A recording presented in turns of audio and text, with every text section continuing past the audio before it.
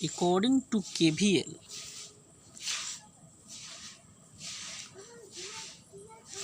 I1 का संगत resistance जो है वो R1 है, I2 का R2 है और I3 का R3 है। तो अकॉर्डिंग टू KVL वैद्युत धारा और उसका संगत प्रतिरोध दोनों का गुणनफल का सम,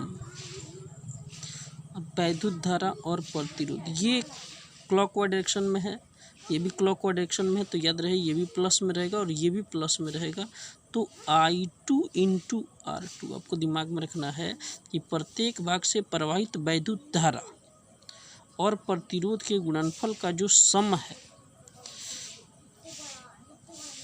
फिर नेक्स्ट वाला जो है ये हमारा करंट जो अपोजिट है, तो अपोजिट के लिए हम क्या लेंगे, minus I3 R3 is equal to वैद्युत धारा और प्रतिरोध के गुणनफल का जो योग है। यहाँ पर भी हमने जोड़ा है, प्लस है यहाँ पर समझिए, लेकिन ये चूँकि डायरेक्शन में जो है माइनस आ गया तो हमने ये माइनस सिंबल यूज किया है। आप इसको तो I1 R1 plus I2 R2 minus I3 R3 is equal to वैद्युत वाहक बल। और इस सेल या इस सर्किट में कहीं तो इंटरनल कहीं विद्युत वाहक बल है नहीं, कोई सेल तो लगा नहीं है, तो कुल विद्युत वाहक बल इसके अंदर क्या हो जाएगा, जीरो हो जाएगा। अगर इसमें कोई बैटरी आपको हो तो बैटरी का विद्युत वाहक बल आप रखेंगे, नहीं है तो आप जीरो भरेंगे। तो संगत वैद्युत धारा और प्रतिरोध के गुणनफलों का जो योग होता है वो हमेशा विद्युत वाहक बल के बराबर होता है। आप इसको ऐसे भी लिख सकते हो, I1 R1 plus I2 R2 is equal to, ये माइनस इधर आकर के I3 R3 भी हो जाएगा। अब किरचॉफ का जो दूसरा नियम है, इसमें हम ए से जो करंट यहाँ से डाल रहे हैं, बी से करंट, वही करंट हमें आउटपुट मिल रहा है। इसका मतलब ये हुआ कि इस मेश में, इस क्लोज लूप में करंट का कहीं पर जो है, कहीं पर एनर्जी का जो है लॉस नहीं होता है। जो हम करंट इनपुट करेंगे वही आउटपुट हमें मिल जाता है। तो किरचॉफ का जो दूसरा नियम होता है वो ऊर्जा संरक्षण सिद्धांत का पालन करता है। पहला जो नियम होता है वो मैंने बताया था किरचॉफ करंट लॉ, वो आवेश संरक्षण सिद्धांत का पालन करता है।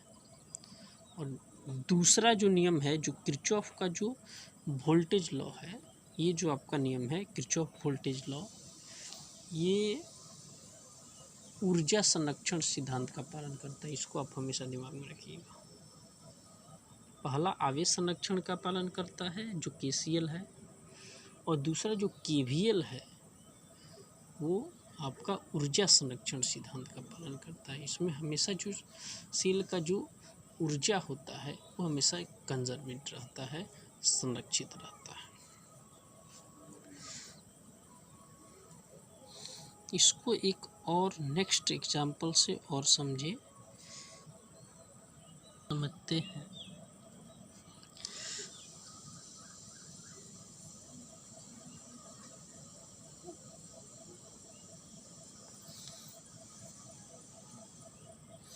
जैसे ये हमारा एक यहाँ से जो है वायर जिससे करंट आ रहा है, यहाँ पर हमने एक जो है रेसिस्टेंस लगा दिया, यहाँ पर जो है करंट आया, यहाँ बैटरी एक यहाँ से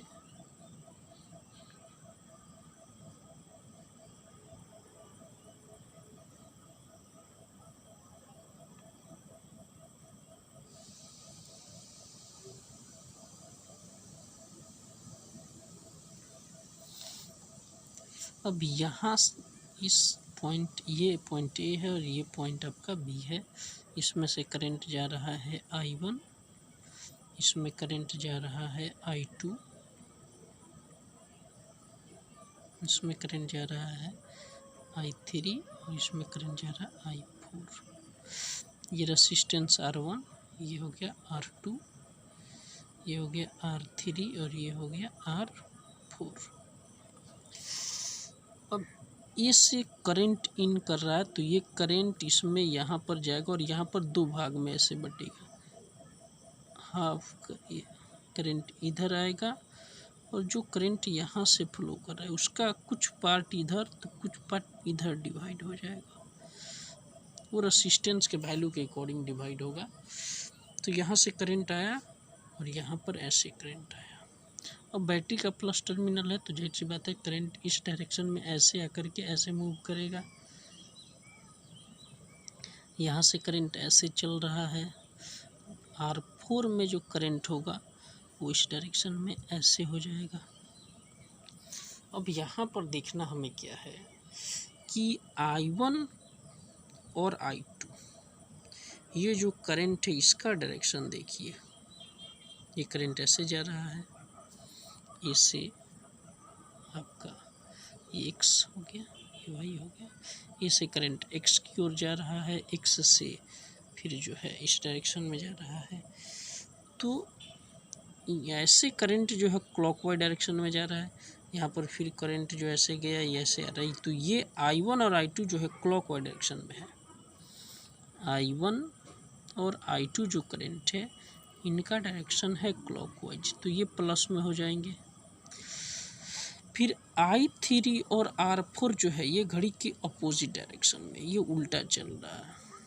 I3 और I4 जो करंट है ये ऐसे चल रहा है, उल्टा चल रहा है। तो ये करंट हो जाएगा हमारा माइनस में, जो उल्टा चल रहा है। ये देखिए घड़ी के अपोजिट चल रहा है। और ये दो करंट जो है घड़ी के दिशा में चल रहा है क्लॉकवाइज डायरेक्शन में। घड़ी की सुई ऐसे चलेगी और ऐसे ही करंट आ रहा है। तो ये दोनों current I1 I2 clockwise direction में हो गया। और ये दोनों जो करंट अपोजिट चल रहा है ऐसे घड़ी के विपरीत, ये हो गया। तो अकॉर्डिंग टू, और ये हमारा जो है बैटरी है इसका विद्युत वाहक बल आप एप्सिलॉन ले लीजिए या ई ले लीजिए। तो according to KVL Kirchhoff voltage law, वैद्युत धारा किसी बंद वैद्युत परिपथ में, स्टेटमेंट के तौर पर अगर हम समझे तो किसी भी बंद वैद्युत परिपथ में प्रत्येक भाग से प्रवाहित विद्युत धारा, इसके हर एक पार्ट से करंट फ्लो हो रहा है। तो पहले स्टेटमेंट याद कर लेने से क्या होता है, समझ में भी ज़्यादा आता है। थोड़े बहुत स्टेटमेंट को पहले दिमाग में रखिए, फिर जो है एग्जाम्पल जब आप करेंगे तो और ज़्यादा क्लियर होते जाता है। तो किसी बंद वैद्युत परिपथ के प्रत्येक भाग से प्रवाहित वैद्युत धारा और उसके संगत प्रतिरोध, वैद्युत धारा संगत प्रतिरोध, वैद्युत धारा संगत प्रतिरोध, वैद्युत धारा और संगत प्रतिरोध के गुणनफल का जो सम है उस सर्किट में लगे विद्युत वाहक बल के बराबर होता है। तो प्रवाहित वैद्युत धारा और प्रतिरोध के गुणनफल ये प्लस में होगा। फिर प्लस में ये भी होगा I2 R2, और ये क्या होगा एंटी क्लॉकवाइज डायरेक्शन में है तो माइनस क्या होगा I3 R3।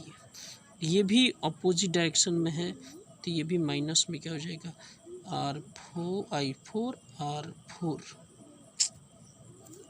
वैद्युत धारा और प्रतिरोध के गुणनफल का जो सम है, अलजेब्रिक जो सम है, उस परिपथ में लगे वैद्युत वाहक बल के बराबर होगा। यहाँ पर वैद्युत वाहक बल क्या है एप्सिलॉन।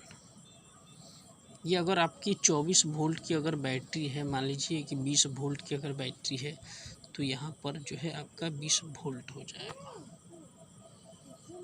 तो वैद्युत धारा और प्रतिरोध के गुणनफल का जो योग है, बीजगणितीय योग है, वो आपका उस परिपथ में लगे कुल वैद्युत वाहक बल के बराबर हो गया। यहाँ माइनस जो है आपको ये समझना, हमने यहाँ घटाया नहीं है, हमने सबको जोड़ा है।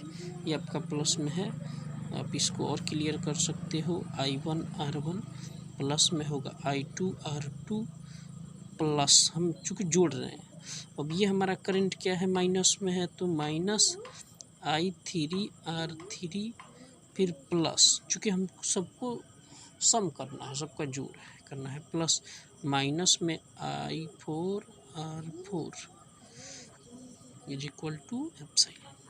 ये फिर आपका प्लस माइनस माइनस हो जाता है। तो जनरली हमने यहाँ पर जोड़ा ही है, वो प्लस माइनस आपका माइनस बन गया है। तो वैद्युत धारा प्रतिरोध का जो गुणनफल का जो योग होगा वो हमेशा विद्युत वाहक बल के बराबर